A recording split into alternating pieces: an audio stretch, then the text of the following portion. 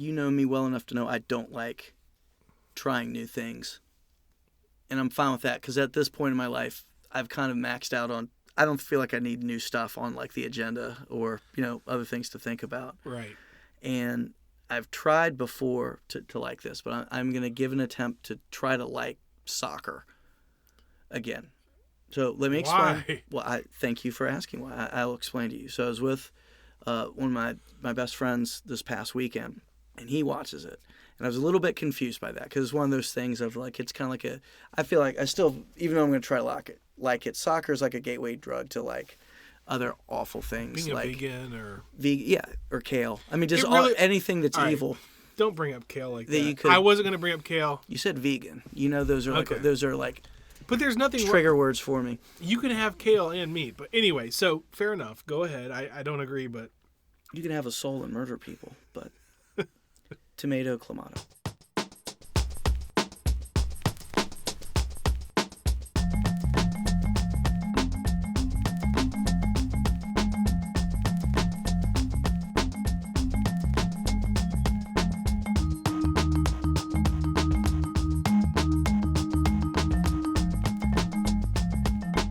So the benefits these are the two big benefits. Yes. One, the games are played Saturday morning at 7 a.m. You get up in the morning and no one's bothering you and you can watch sports. Right. The bigger thing for me, no commercial interruptions. Really? The game plays without commercials at halftime. I guess that's true, yeah. And I think that is my biggest knock against modern sports, especially football, is it feels like every break in the game, they're jamming in a commercial between that and like just the instant replay, which I hate. I think it just kills. Every time there's a good play in a football game, you got to have a Supreme Court decision for 10 minutes. Right. But how do you feel about the fact that nothing happens for 30 minutes? That's a very good point, and that is a knock. On the con side, right. It's boring. Your pros are very good, but not again, having commercials and also watching... nothing happen other than people grab their ear and like fall to the ground and cry. Something that I learned watching this is that's a little it's like I watched a Premier League game, which I think is, I don't want to get into all this. I know what that is. That's like the upper UK tier. Upper tier. Yeah, it's the upper tier. Right. So they don't do that as much. It's like the Manchester United and all that stuff. So one of the things that he explained, that doesn't happen as much during Premier League play because they play each other multiple times during the season. It's a long regular season. Okay. Whereas a World Cup, you're a little bit more desperate. Something's got to happen. That makes sense. So you're kind of hitting them with everything during that game. So that's where you get the flailing and the guys that fall down like a sniper's taking them out and the whining. And again, it's still soccer. That's, I don't want to. Listen, I couldn't do it. Speaking of soccer, do you remember when me and you joined a men's league about 15 years ago? I remember the first season where we played outdoors wasn't too bad. Do you remember the first game where I showed up and I was not in shape at all, and for no reason at all, I fell down. Like, I ran after a ball. I was trying to get to the ball before it went out of bounds, and I just randomly fell down. But you fell down so slow. Yes. I've never seen anything go so slow. It was like a tree, a mighty oak, but in some sort of like unreal space and time stopped as you fell over. Well, because as you get older, and sadly I was only like probably 26 at the time, but your body does not agree with your brain. So in my head, I was going to like slide and like get this soccer ball before it went out of bounds, but my body was like, no, we're going to slow motion fall. And I think I took myself out of the game. It was one of the most shameful moments of my life where I just told the coach, I was like, well, I can't do it. Cut it off. I'll make you feel a little less ashamed. So I made it through that season because it was outdoors. So as I found out when I played indoor soccer that winter, that 90% of my game is kicking the ball out of bounds and getting a rest. And when you play indoor and the ball never goes out of bounds. So I wasn't cut from the team. I was not. You were asked to leave. I was not asked back. Was the way it worked, and I think it was. I can see it though because you keep trying to kick it out of bounds, and it just hits off the side, and you're like, "That's my move." Yeah, and then they pretty much took everything away. So I'm gonna give trying to like soccer a chance. You know what? I'm all about an open mind and learning new things like soccer. Let me know how that goes. I mean, will. I've tried. Yeah. Hey, maybe first soccer, then Korean barbecue. Who knows? This might be just a time of new experiences. What you don't want to do when it comes to soccer is throw the baby out with the bathwater. There may be some things about soccer you like, but some you don't like. I like that phrase. That's a phrase I use quite often. I do too. And I find it's very useful at work, right? Yeah, and it's a good mental exercise for me too, because you look at things of when you want to improve things, you want to make sure when you get rid of things that aren't working, that you at the same time don't undermine your true intention. You want to cure to make sure you're not treating the symptoms. You want to treat the disease. Right. I guess a little bit of an inverted way to look at it. Sure. So now that I've said I use that phrase all the time, I'm going to hope we're not going to have a cakewalk scenario here where you're going to regale me with stories of children being pitched out with bathwater. Well, Steve, don't you know that the phrase "don't throw the baby out with the bathwater" originated in colonial times, or life in the 1500s, if you will, and it referred to the bathing practices of the time. So in the household, a father would bathe first, then the mother, then the children, oldest to youngest. Everyone would use the same water, so by the time the baby got its bath, the water would be so filthy, there was a danger of throwing out the baby with the bathwater. So I'm hoping that your strong hint of Aunt Peggy and life in the 1500s means that definition came from that, which means it's patently false. That is and untrue. That is 100% Aunt Peggy right there. Good, thank goodness. But I did my research talking to people at work saying, have you heard of this? That is the number one thing people will say. I'm telling you, that email did so much damage. People think that don't throw the baby out with the bathwater is because, so we have referenced this in previous podcasts where we talk about how people didn't bathe that much. And it's true. Right. But it wasn't like people didn't wash themselves. They did sponge baths or whatever. Right. I mean, there was some washing going on. Right. But the people that believe that there were only like 2 baths taken a year and that it was the oldest to the youngest and the baby got thrown out with the bathwater, so many people believe that, and it's not true. So we're going to go ahead and debunk that one. So you want to know where this actually came from? Please. It's an old German proverb. All right. And it took... This is the most German one we've done. This is super German. Oh, man. It's so many inappropriate things I want to say, but please continue. It's so German that it took hundreds of years for us to get this into the English. This is an old German proverb, and it originated back in the 1500s in Germany. This has been used by Martin Luther, Johannes Kepler, Otto von Bismarck, basically a lot of bad people, other than Martin Luther, have used this. Wait a minute, what did Kepler do? Other than be German? Oh, he was a good scientist. Okay. I'm sorry. I got caught up in the Otto von Bismarck. Yeah. He was a bad guy. I don't know. By the way, I'm not a history buff, as we've established, but the Germans loved this one. And so it goes all the way back to 1512. This guy, Thomas Murner, he wrote a book called I can't say it, but it translates to Appeal to Fools. And in 1512, one of the many proverbs was, don't throw the baby out with the bathwater, in German, of course. Mm-hmm. And there's a picture of a woman with a very small bucket, by the way, throwing out a full-grown baby. Steve, I'd like you to inspect this. It's very small, but do you see that lady throwing out the baby with the bathwater? I do. I think there is absolutely no way that she would have not noticed the baby in the bathwater. So it's very disturbing on that sense. The Germans are very efficient. They don't like a lot of, they might have that bucket, that baby probably fit just right in there. So in 1992, Wolfgang Medier wrote a scholarly essay, or a study, if you will, called Don't Throw the Baby Out with the Bathwater, the Americanization of a German Proverb and Proverbial Expression. And he explained how this phrase went from a 15th century saying in German to a phrase that we use in America. And what's interesting is, like, you look and you say, why do we need this phrase in America? We already have things like, you have to take the good with the bad. Mm-hmm. Don't get rid of the wheat with the chaff. There are so many sayings that you could have used. Why did we need this one? What was interesting was through the years, as biographies of like German people made their way to England or, English speaking countries, people didn't know how to translate this to English. So for years, they would just say things like throwing out the good with the bad.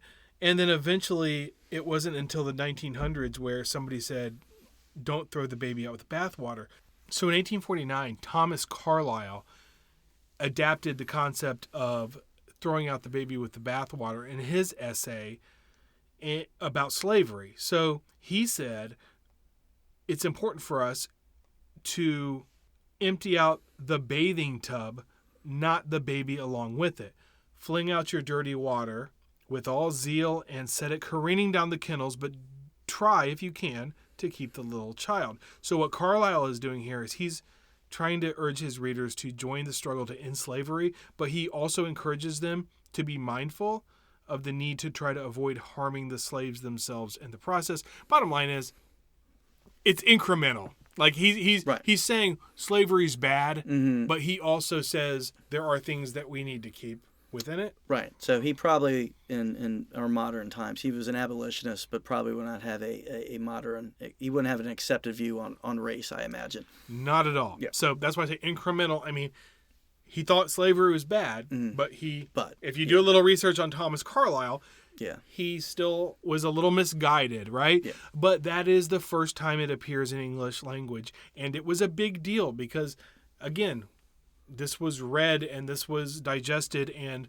this whole thing of throwing out the baby with the bathwater. It's also a very jarring picture. It's a very hyperbolic, and just it paints a vivid picture when you say it. And maybe that's why that sticks a little bit more than separate the wheat from the chaff, take the good with the bad. It's a very just demonstrative, graphic way to describe a situation. Yeah, absolutely. It's. I remember using this in a meeting because it is a good one. It's like devil's advocate. It's one that comes up at work a lot. Yeah. I remember being in meetings and I'd say, hey, let's not throw the baby out with the bathwater. Yeah. And I remember one time my boss was like, kind of gave me a look because it's a very jarring way to say something. You don't want to think about a baby being thrown out. So it's German. It's going to be a little harsh. Yeah. There probably were some babies thrown out with the bathwater just to teach them a lesson. You got to toughen those Germans up. All right, so you ready for the next one? I am ready for the next one. All right, the next one is a classic. Everything but the kitchen sink. Everything but the kitchen sink. Yes. This is actually one I was wondering when this would come up, because this is one I feel like I use personally all the time. Yeah. And it's kind of absurd. Like when I think about it, like I don't know why kitchen sink is the one superlative that pushes it over the top, that you're hitting someone, you're giving your 110% effort. Right. Why is it the kitchen sink? Why is the kitchen sink? And the way I've thought about it is, like, if you're moving into a new house, the one thing that doesn't transfer, actually the one thing you don't take with you, I guess, is the kitchen sink. I don't know. I've heard some stories from realtors about what people will take with them. It wouldn't surprise me if the kitchen sink is on the list of things, like people taking light fixtures and toilet seats and electric plate covers.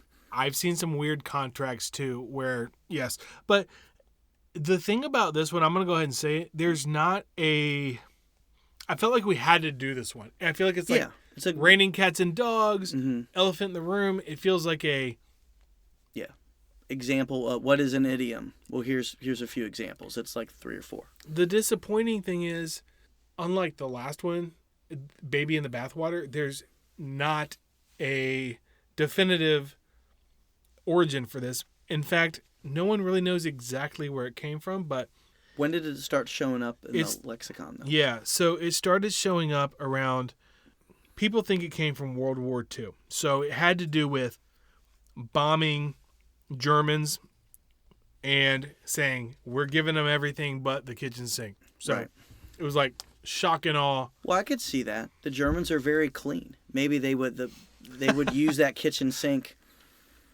to clean up. If not, so we're using the term sink. I know there's always.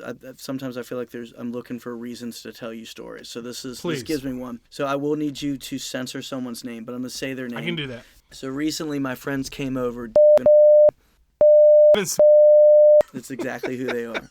One of those people is extremely clean now, or in a way that I'll tell you about here. So after they were over, my wife had commented disappointingly. She's like, your friends were over? Like, yeah. She's like, well, the bath towel in the bathroom's very dry. She's like, okay. She's like, well, they both use the restroom in here. I was like, yeah. I was like, I don't think they washed their hands. So hold on, this is kind of a callback before you go any further to the person saying your wife may not like the vomit. Yeah, like they're the person with the problem, right? But I kind of understand because now she's checking towels behind people. Yeah, so. well, yeah. So okay. In her defense, the nicknames that would be bleep that you said. Yes. But for one of them, and that's the one you really need to bleep for. I said, you realize that his penis is probably the cleanest set of genitals that we will ever encounter. It's like, that guy keeps his business top shape. I told her, I was like, that's got to look like a 1950s car. It's got to be waxed. If the sun hits it, there's like a twinkle and gleam. Right. There's probably chrome involved. Right. I was like, if anyone is not going to wash their hands after turtle number wax one, is involved. Yeah, Lisa it's turtle him. wax. Yeah. His penis has to be spectacular. And I'm just saying, out of not seeing it, but just knowing the grooming and care that he puts into that. It. Don't even. Well, anyway, it was you college. guys did go to college. We were learning things. Right. So, experimentation. So sink gives me a good reason to say that. If you take anything away from this, penis is extremely clean. Okay, I will take that away. Okay. There's gonna be a lot of beeping in your ears for this one, but so World War II is where we first started hearing this one. But you ready for your mind to be blown? Please. This everything but the kitchen sink was merely an offshoot of an earlier phrase that was used much more prevalently before, which was everything but the kitchen stove. I've never heard that. That's right, because you didn't live in like 1914, because there are all these antedatings, if you will. There are dozens of examples of the phrase everything but the kitchen stove being used back in the early 1900s in America. Now, I'm just going to read you some of the early examples of the phrase being used because I believe that they are very interesting. So I very much enjoyed this. I love reading, again, back before social media, back before the interwebs, people used to read things. And back in 1913, there was in the Washington Times, they were talking about remember we talked about boxing, the theater, and what was the other one? Dying. Yes. Horse racing. So there was a horse show, and this is straight out of the Washington Times. November 17th, 1913. All of which is prefatory to saying that the horse show is just about the most distinguished assemblage of well-dressed people that these United States can produce. Of course, some of the women have on everything but the kitchen stove, and some of the men bat less than .003 when it comes to a coat or waistcoat, but as gathering of thousands, the horse show sessions afford one an opportunity to see not only the last cry, but the very best taste in personal adornment, masculine and feminine.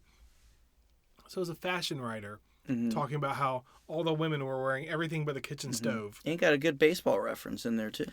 Batting less than, it's very specific, .003. Oh, .003. .003. Right. Very specific. So then again, in The Sun in 1916, there's a boxing headline. Yes. It said, he completely lost his head in the 16th century and wore everything but the kitchen stove. And today, yes, long-suffering women rejoice. Today, he promises to array himself once more in those colors which stamp him unmistakably and irrevocably as the vain male. I have no idea what that's talking about, but it's from 1916, and again, they're talking about fashion, dressing, and everything but the kitchen stove. That makes sense to me, because I would think kitchen sinks are relatively modern invention, and I could see it actually being improved upon with just it. Everything but the kitchen sink is absurd, but it has a good cadence, a good flow. It sounds good. Everything but the kitchen stove, just, I don't know, for me at least, just kind of dries out there at the end. Yeah, so, I mean, we don't know exactly where it came from. And I do think, like you just said, I mean, the stove was something that predated a sink. And it's just something that's a fixture in your place of residence. Mm-hmm. And it just sort of makes sense to say everything but the biggest, bulkiest, heaviest thing. Exactly. So, I won't read all these quotes, but into the 1920s, it starts going into the kitchen sink. There's a Macy's ad from 1922. I won't read the whole thing, but basically they say, we have everything but the kitchen sink. And you could order that from Sears in a catalog probably at that point. Exactly. So this one is not as satisfying, but it's one of the main idioms. I felt we needed to address it. Everything but the kitchen sink. You know why it's good, though? Because I got to say clean penis multiple times. Yes, and yes, this is going to be fun to edit. So. Bright and shiny.